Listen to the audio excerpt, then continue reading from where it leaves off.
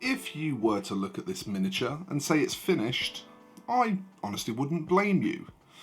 It's got airbrush blends and manual blends, it's got freehand and basing materials, but there is actually one more thing, or a couple more things, that I'd like to do to it, to get it fully dripped out. And yeah, I know, that's a popular slang right now, and this is, probably coming off as a bit clickbaity, but it's actually not really a misnomer for what I want to do, because the plan is to run over this Raicho with a bunch of different runny, drippy paints, and show you some really fun effects that you can create with super thin consistency paints.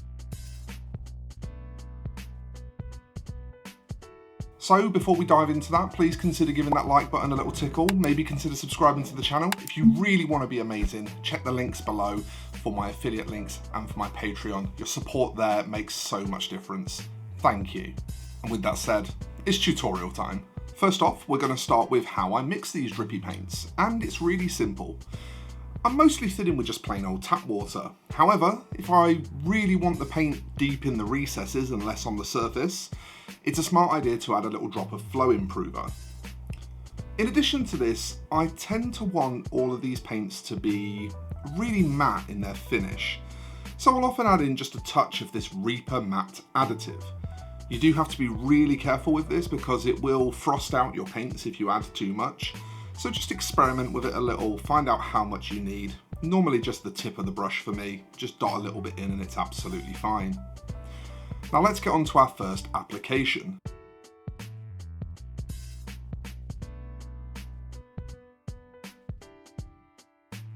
Using bright neon colours like cyans, magentas, acid greens and the like, we can backpaint a light source, first of all just with a simple white, and then flood it with drippy paint to create a super easy glow effect. Once that drip is dry, a touch of thin white paint can be used just to re-intensify the brightest part of the light. And in two really easy, simple steps, you've got a really nice looking light source. This can work particularly well with fluorescent paints as well.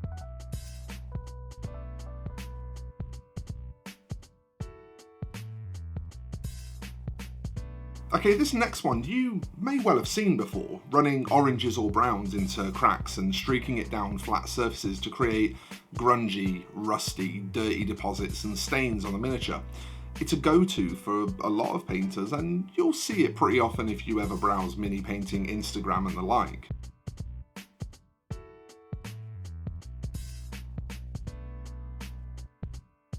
But it may surprise you to learn that other natural tones also look really good in this application.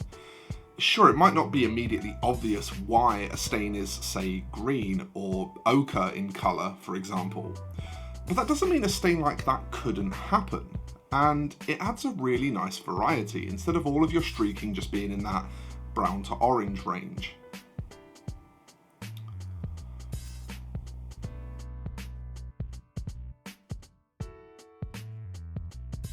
Another personal favourite next, glazing a deep forest green toward the recesses of something that's painted with a bone rendering. This is the classic glazing technique that you've hopefully seen before, used for a really sweet end effect.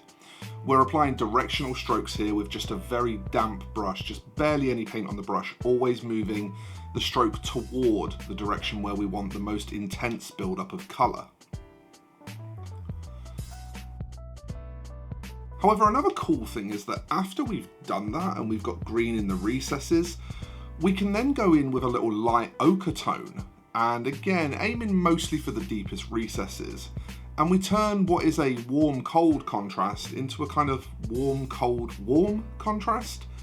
So we get even more pop with almost no extra work. In other natural organic renderings like this hide, for example, we can use some really surprising bright contrasts to create visual interest too.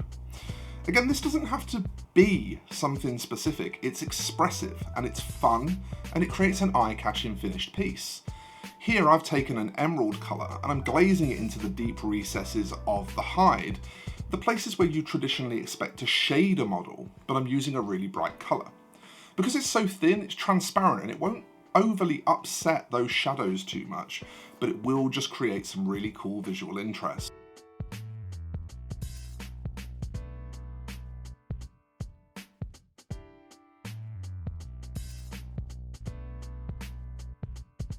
And when we combine all of these things into what is essentially already a pretty finished model, or at least it was when we started this, I think we can all agree that the end result is super fun to look at. We have a mixture of realism elements like weathering, combined with purely expressive elements like those warm-cold contrasts, and it comes together to make for some really unique and striking finished miniatures.